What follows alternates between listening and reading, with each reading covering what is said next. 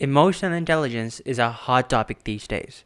It's one of those words like positive thinking or law of attraction that people generally throw around without actually knowing what it really properly means. And chances are you might be caught up in a lot of different practices based on EQ, which are inefficient, they don't work, and they're also downright stupid. Let's debunk them. So my story with emotional intelligence is that I've had a lot of problems dealing with other people's emotions specifically.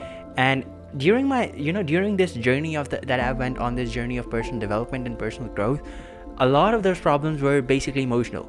For some reason, I was a really emotional child, and growing up, I was that emotionally dominant kid. So I had a lot of problems with my emotions. And generally, I feel that as I'm going on this journey, listen, I'm not perfect, but as I'm going on this journey, I also feel that most of my problem right now is not dealing with my own emotions, but it's that area I've mastered really well. It's dealing with other people's emotion. Like,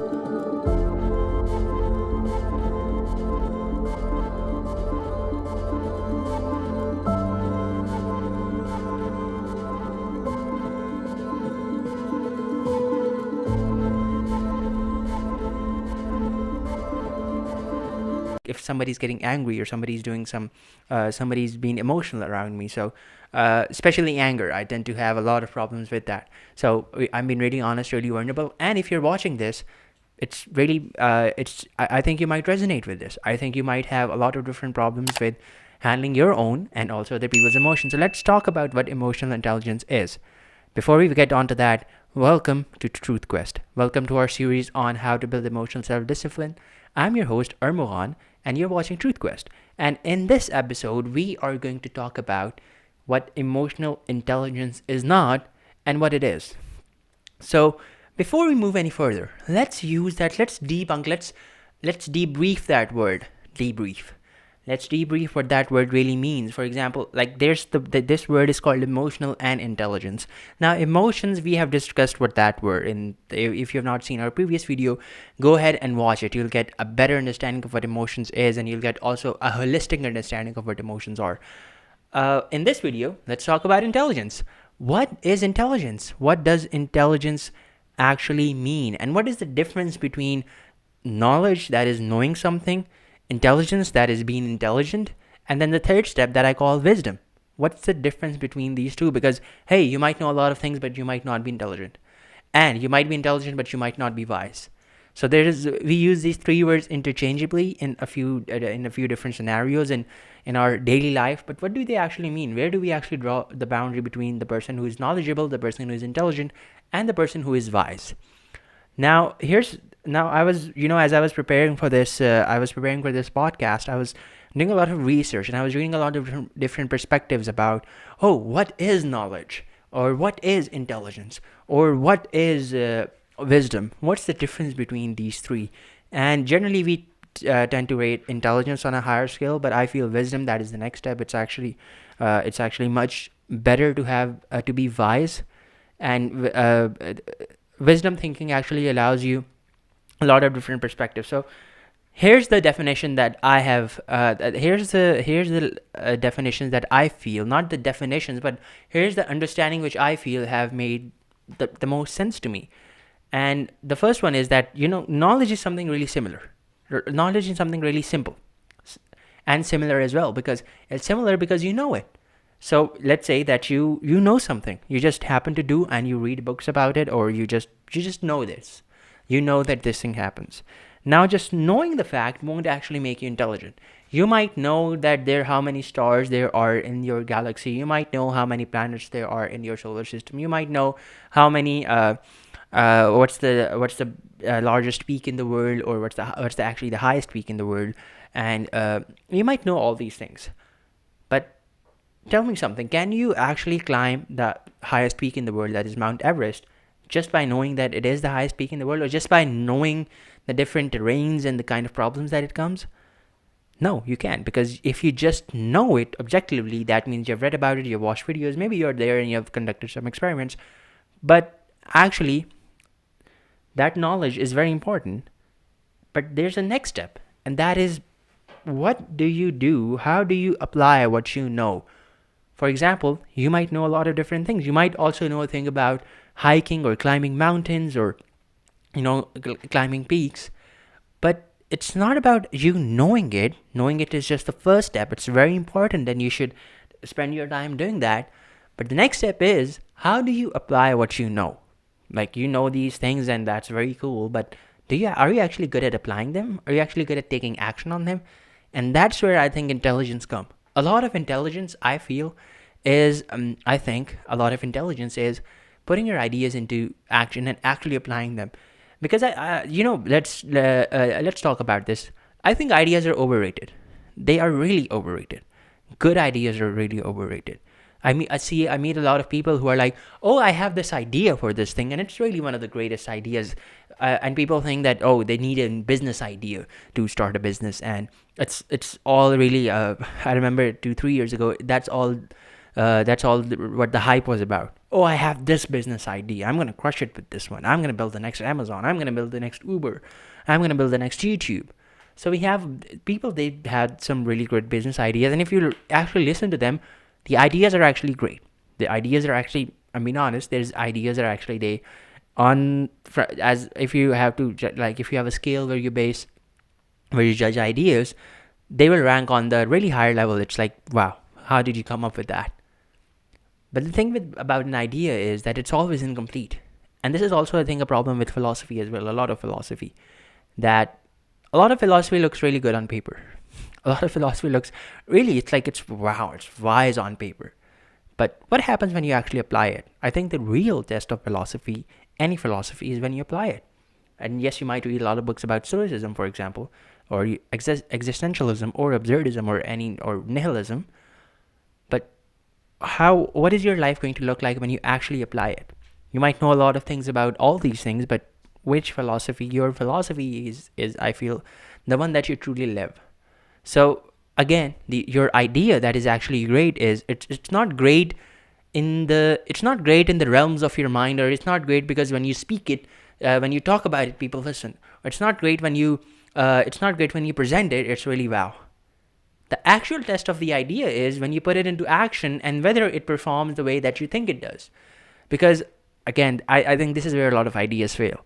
You have knowledge, that is you, and you have ideas, that is thinking. You come up with ideas, but when you actually apply them, where do they go? Well, what's the real test? Where's your skin in the game? I think your skin is in the game when you have these ideas. The Skin in the Game is actually a book by Nassim Taleb, and I love the idea. I've not read it, but it's on my list, and I'm moving on to it. So I really love the idea that you might have a lot of ideas, and you might be a really smart person, but ideas themselves, they don't mean anything unless you actually apply them and actually you create something in the real world, and that is something practical, that is something you can see, and it actually performs. So you have great ideas, but the actual test of an idea is when you apply it. So this is what intelligence is. Intelligence is learning to apply these things and creating results out of them. Now, intelligence is good. Intelligence is great. You need to have it. The next step, however, is wisdom. And wisdom is your ability to go beyond what you know, and your ability to go beyond what you know and pick the right choices. Now, what does that mean, your ability to go beyond what you know? And I would define that as something that is an inherent problem of human beings. And one of the problems that we have is we are inherently ignorant. Human beings are inherently ignorant. And if you think that, no, I'm not ignorant, I know a lot of things, I read a lot of books. I don't think let me prove it to you. For example, let's say that you live in a good part of the world where you're living in a house where it's powered with electricity, and you have your house is centrally heated, and in the in the summers you have a central AC, and it's cool and it's a nice temperature in there. Let's say one day all your electricity, all of your central heating system, it all goes haywire, and you don't know why. It just breaks. Where's your, like, you think if you're such an intelligent, or if you're not that ignorant, your electricity and your central heating system is so basic to you, you use it every day, but when it goes haywire, you need to call the mechanic, you need to call the I don't know who that person was, you need to call that person to come in there and fix it. Isn't that true? Or let's say that one day you are going on the you're going somewhere, you're going to your work morning in the car, and your car breaks down. And when your car breaks down, all of your models of the world, and you think that you know so much about the world, but all of your models of the world break down with it. And you don't have a single idea about what to do. And these are really basic things about, like, these are really basic things that we interact with on a day to day basis, but we don't actually know, like what is actually powering them. For what if one day YouTube breaks down? I wouldn't know what to do. So, and you might, somebody might put forward the idea, oh, no, no, no, but, I read a lot of books. So I'm not ignorant. So I read a lot of books on all these different topics. Another way to look at this is wherever you are bounded by space and time. So there's a time that you live in, and there's a space that you live in.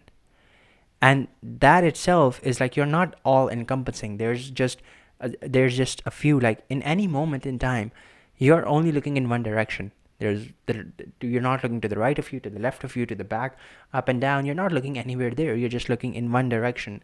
And based on that, I'll give you an extreme example of this. Let's say when you were a child, you were driving in a car.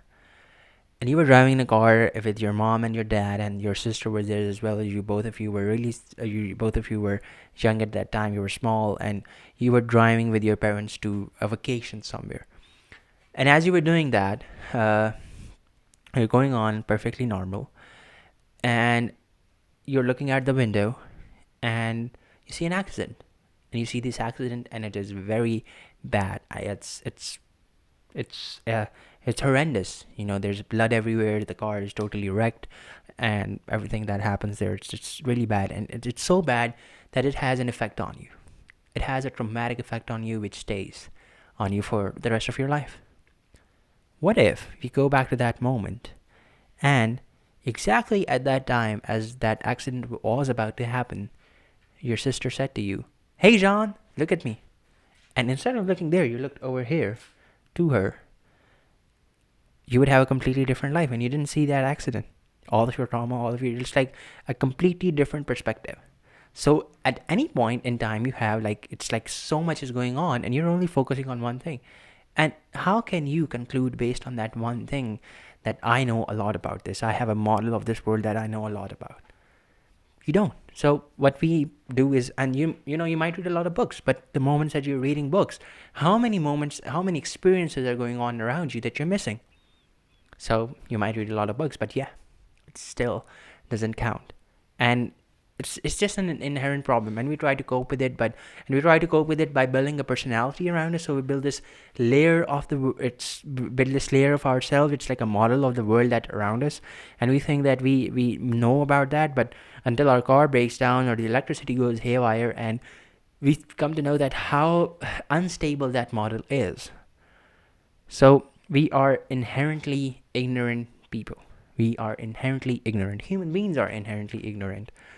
Now, the problem is that I think what wisdom is actually is being able to accept your ignorance and being able to say that, okay, I have a perspective on life, I have a perspective on politics, I have a perspective on religion, I have a perspective on life, I have a perspective on economics, I have a perspective on my relationship. I have all these different perspectives, and I'm made up of them, and my personality is made up of them.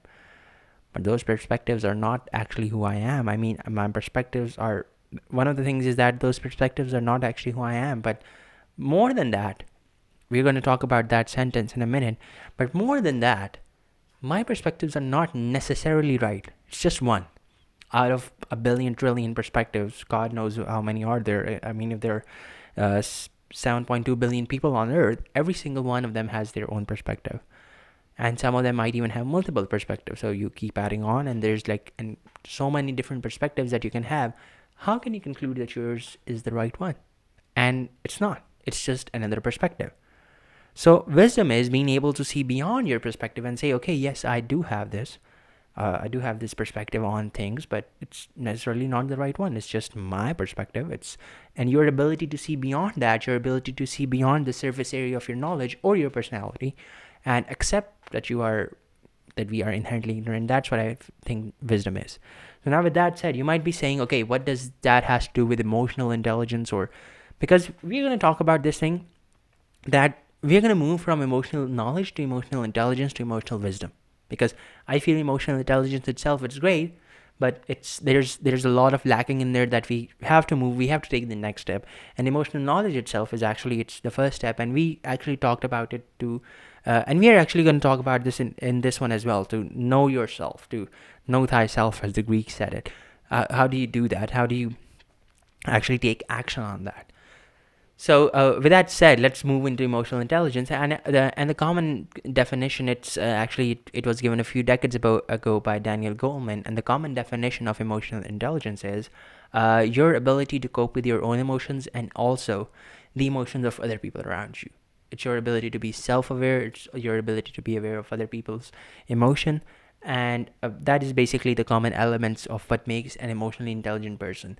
And they actually did these a series of studies, and they showed that emotionally intelligent people are actually really good leaders, and emotionally intelligent people are not driven by their emotions, but they do have a certain they do have this form of self-awareness where they're aware of their emotions. So they're two extremes. One of them is you're not driven by your emotion, and one of the extremes, that the reason why you're not driven by them is because you don't respect them. And the other extreme is you're highly driven by your emotions. I was on this extreme, and it's because you're highly in control of your emotions. And I feel in that spectrum, emotional intelligence lies somewhere in the middle, where you respect your emotions and you accept that they're there. But on the other hand, you say that you realize that I don't have to be driven by them. I don't necessarily My life necessarily doesn't has to be driven by them. So with that said, I feel that one of the great misunderstanding that people make when it comes to emotional intelligence is, and this is very good to see, not with yourself, because we don't do this with ourselves, but we do it really good with other people. For example, let's assume that one day you are going to your work, or you're going to wherever you go, and one of your friends actually comes up to you and says, I am actually feeling really sad today. I'm not feeling good. I'm feeling really sad, and it's not good. So what would you do? What would your reaction be?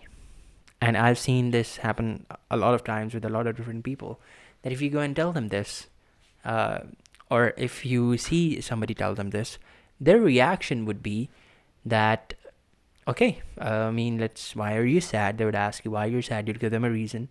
It's just, okay, this happened, this happened, this happened. And then the thing that they would do is they would reason with you.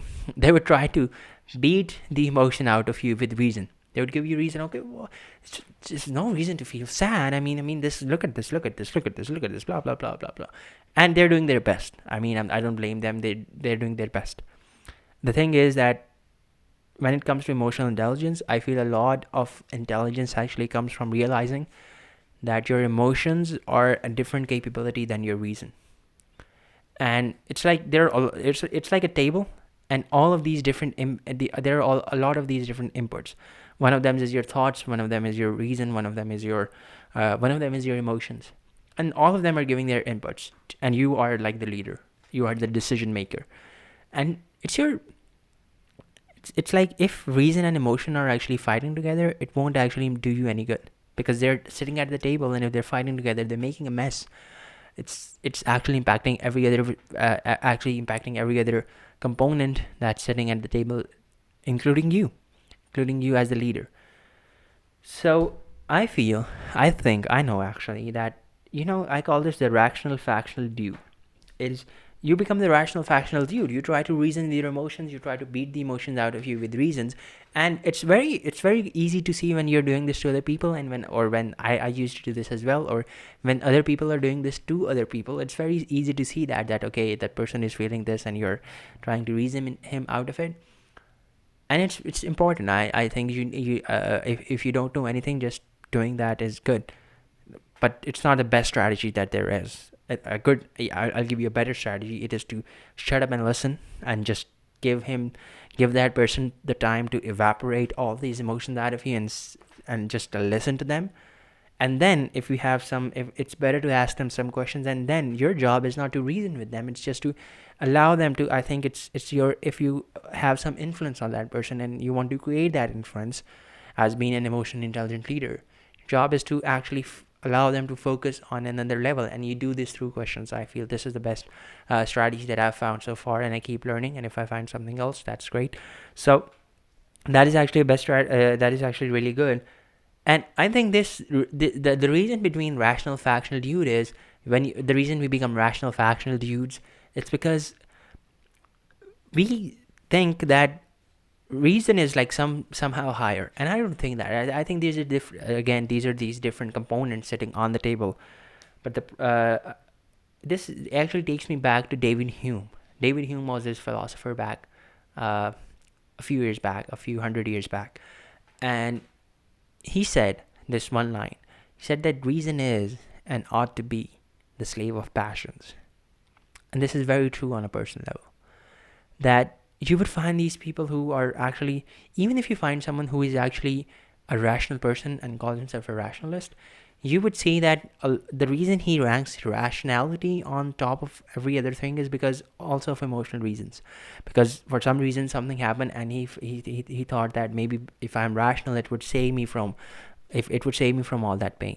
So that actually, you see that in a lot of rational people as well.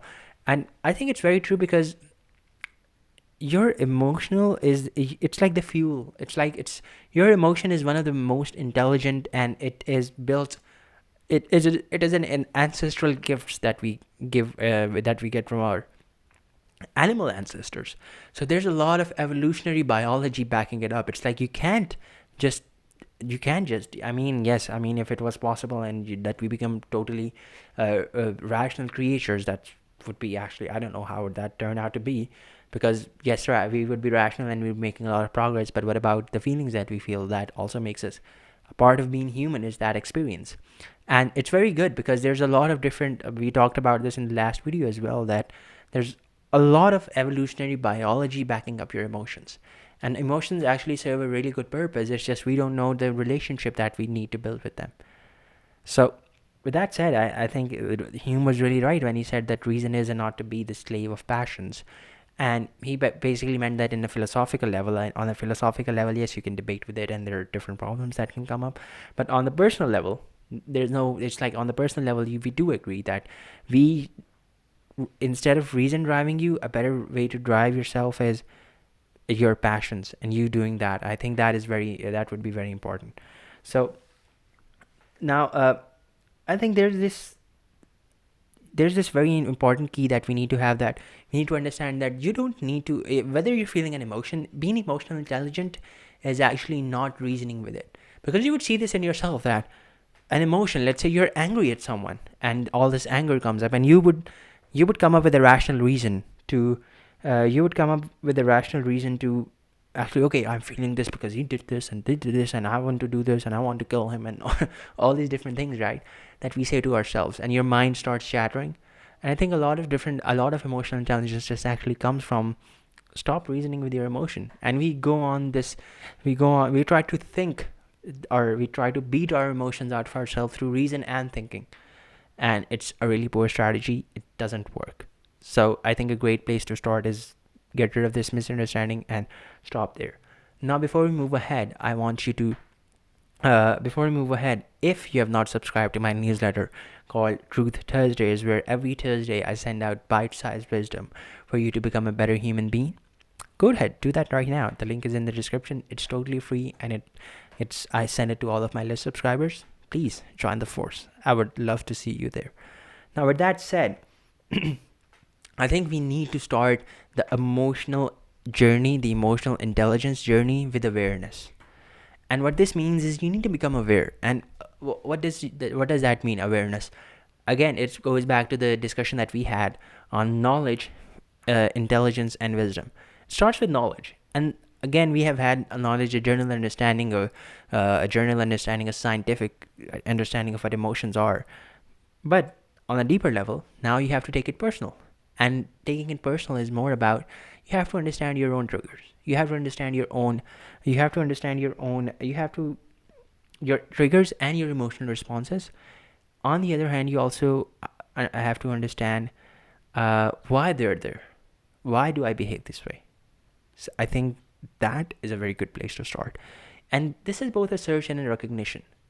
It's a recognition because you say you might get angry or for some reason, and you might say, okay, I'm angry, and this is why this is happening. So you have this emotion that is going on inside of you, and that is very unconscious.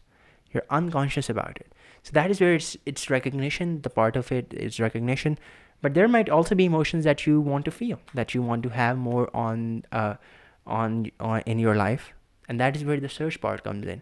And I'll give you an exercise to do this. A really good exercise is, uh, if you actually sit down and you make a list of 10 to 15 emotions that you feel on a weekly basis, let's say, you would actually know, and if you're honest, you would actually recognize a lot of the emotions that you feel, a lot of the emotions that are habitual, that are your patterns that you feel a lot of the times.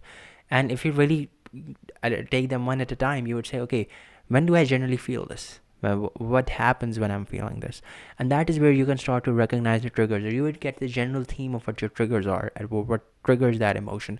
A trigger is something, it's like an event that happens outside that triggers this, that it's like a switch that turns on a state inside. And it might be someone might say something to you, and you might get angry at that person, or someone might say something to you, or someone might say another thing to you, and you generally get sad. So these are these triggers, and you would start to get a general theme, and it's a really good place.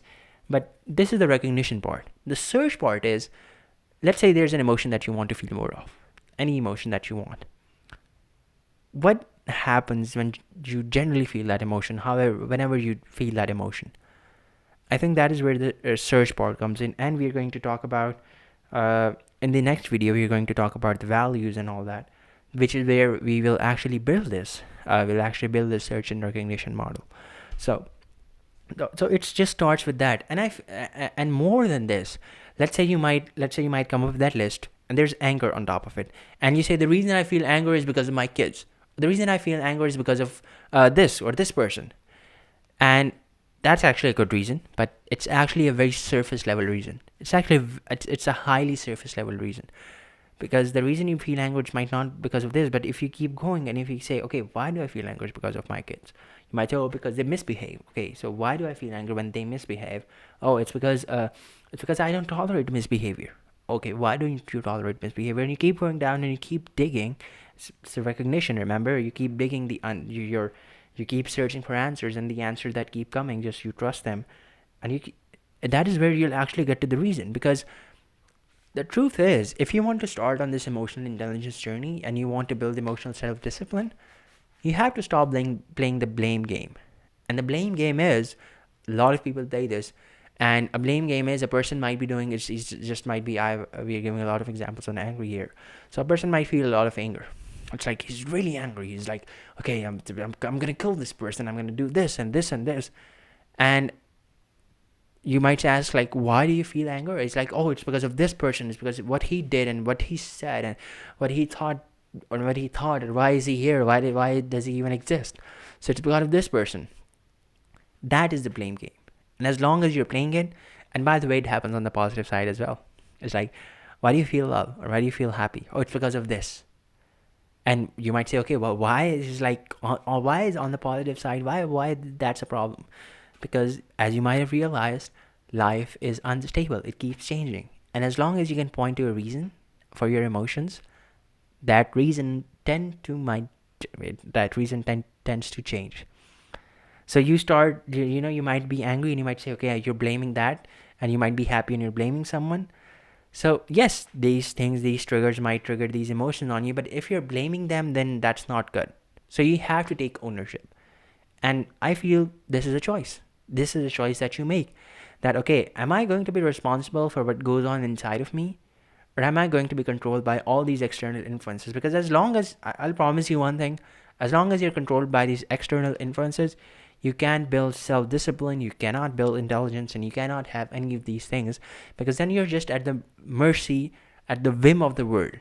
They can do anything with you, because something might happen, someone might say something, someone might do something, and it's like, it's a lot of unpredictability, and you don't know how to deal with it, so you just keep reacting to it, and as long as you're reacting, you can't actually create something.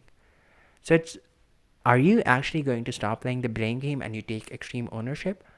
This is a crossroad. Do you actually want to? If yes, that we can move ahead. If no, you can pause this video and think about that decision again. And if still no, you can go on and you can be really happy being at the whim of the world if that's what you want. So I'm counting on you to make the yes decision so we can move ahead.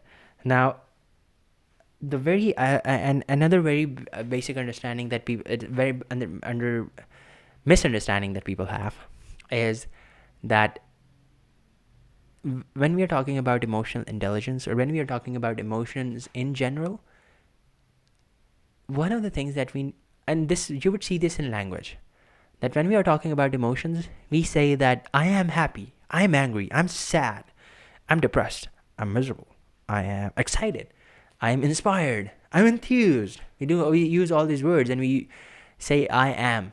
So this is where I feel our language points to this problem, that when you're feeling, let's say that you're driving a car around, and that car is, let's say, a red Nissan. You're driving this red Nissan around, and you're actually having great fun. It's a Nissan that you've had for a long time, and it's a red Nissan. After driving it around for, let's say, 10 years, would you actually start saying, I am a red Nissan?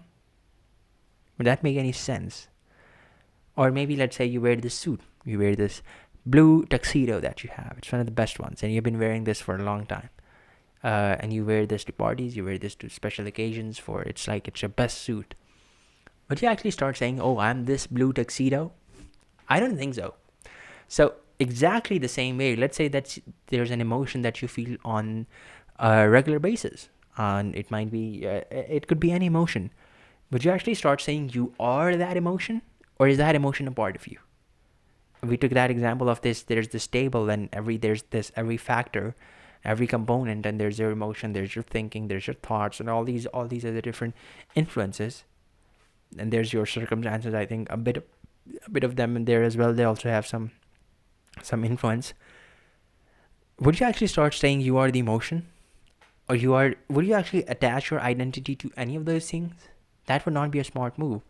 And so we do this on an emotional level without actually realizing it. We do this almost unconsciously, that we say I'm happy, I'm sad, I'm angry, I'm depressed, I'm miserable, I'm inspired, I'm enthused. We say all these things, but you're not actually the emotion. You're experiencing the emotion. You're the experiencer, not the thing which is being experienced. A very key understanding here. This is the understanding on which all of the Eastern spiritual teachings are based. And if you understand this, a lot of your emotional, it's like it's a big shift that you can make. That, oh, okay, just because the weather is sunny right now doesn't mean it has to be sunny all the time. Just because the weather is sunny, I don't have to say I am this. This weather is who I am. This weather is what my life is. Because if you're a wise person, you know that weathers change. You know that it's like no matter how much happy, blooming weather is, it will change. And no matter how much sad, depressing, or it's like anything, it will change as well. So you can accept change if as you're a wise person. And I think more than that, you don't attach your identity to that weather. In exactly the same way, you don't attach your identity to the emotion, right? That would be a stupid thing to do. That would be that would be a misunderstanding. And people make this misunderstanding because, you have this emotion that's coming up in you. We tend to take them very seriously. Like, how seriously do you take them, really? And the answer to that depends on you. How seriously do you take your emotion? Are you just, you dwell on them and you make them more and more, and your whole thing is determined by them? Or do you actually, you realize that, okay, yes, I am feeling this emotion, but hey, it's okay. It's okay. It's fine. You might say, okay, or you might be the other extreme. It's like, okay, oh, why am I feeling this emotion? Push this down. I need to become a strong man and do this all thing. And I remember saying this to someone, that strength is not about avoiding yourself.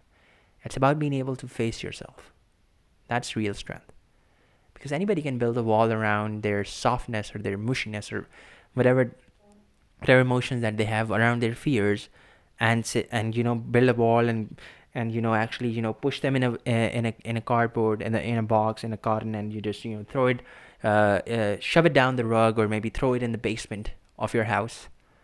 But that's not actually strength. You're just avoiding them. And actually, the thing with fears is the more you actually avoid them, the greater they'll come out. So they're just like monsters which actually keep growing.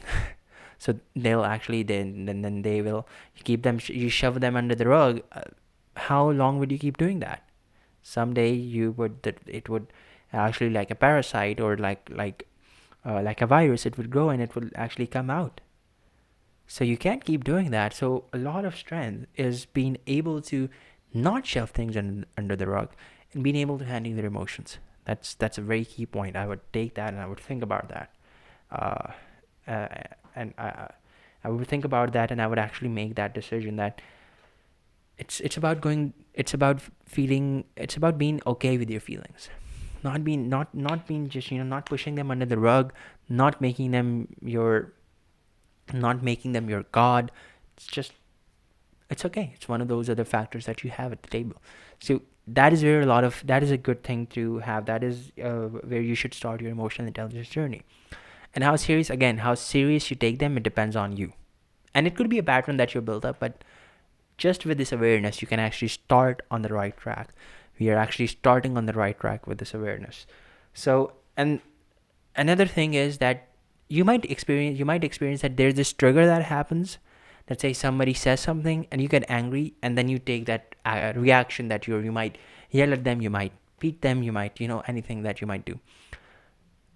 And you might feel you see this generally in mindfulness practices, that when you're doing a mindfulness practice, and it's something is going on, and there's this noise that you hear, some, or if you're doing this in your home and somebody says something, or so what you would feel is, if you're in your mindfulness state, you would feel is that upon hearing that trigger is somebody saying something, and you hear that trigger, depends on what they hear, depends on what they say, your mind starts to come up with thoughts about it. And there's a gap there. There's a tiny gap. And then on that tiny gap, when your mind starts, your emotion starts to come up. And then there's a gap there as well. So between that gap, all of mindfulness, I feel it's about catching those gaps. And the thing with mindfulness, the reason it's really great is because it's practice. It's practice at catching those gaps, so you can actually be good in the field. It's not the purpose of a meditation or mindfulness practice. It's not that you become good at meditation. It's you become good at life, because you might be a really good meditator. You might go into these really deep states, samadhi, as they say in yoga. But the thing is, when somebody's standing there, when somebody's doing things to you, or yelling at you or something, what's your reaction? And ultimately, I feel that is the real test. Because you might feel really peaceful when you're at that state and nobody's teasing you or nobody's saying anything to you, but you're out there, you're in the field, you might be a really great marine when when you're practicing in your homeland, and you're testing in your environment, and you have your gear, and you have all these things. But what would actually happen when you're out there in war? That's the real test of a marine, not in the or a Navy SEAL. It's not in those environments. It's actually in the real battlefield.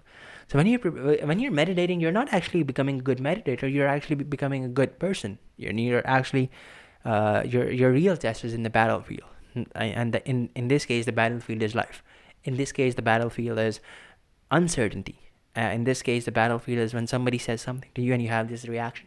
So you catch that gap between emotion and reaction, and the more you can catch that gap, the more you can build your emotional intelligence, the more you can build emotional discipline. So a great way to start, I would invite you to do this, is to build a mindfulness practice. And research shows that you can start with as little as 11 minutes per day, and you would actually have those benefits. There's a lot of research around mindfulness meditation practices, and you can start with something really simple, like focusing on your breath. That is actually just very good place to start. And people make this all these, they turn this into this big thing. But generally, if you think that you can focus your mind, which actually you would, and that's the purpose of a meditation practice. And if you can focus your mind on one thing, it's great. You see all this, your mind goes haywire, and every time you do, you lose sense of, okay, I was here to meditate, and look, I'm thinking about what am I going to wear tomorrow to the party, and I'm going through my wardrobe, and you're saying, oh, should I wear that? No, no, no, I should I wear that? No. Like, you do all these things, and the moment you notice that you're doing this, just come back. That's it. You don't feel bad. Don't say, oh, I'm not good at meditating. Just come back and just go back to your breath. Simple. Just keep it simple. So with that said, in the next video, we're going to talk about how to develop emotional intelligence. This is where I'm going to sign this off. And I'm inviting you to do two exercises in this podcast. And the first one is to actually make up a list of the emotions that you experience on a weekly basis, 10 to 15 emotions that you experience on a frequent basis, and ask yourself, recognize, like, why do I feel this? And go deeper than the surface level. The next one is, I invite you to build a meditation or a mindfulness practice in your life, and keep it at the same time of the day, because that is when you build it into a habit, and you have more benefits. So with that said, I'll see you in the next one.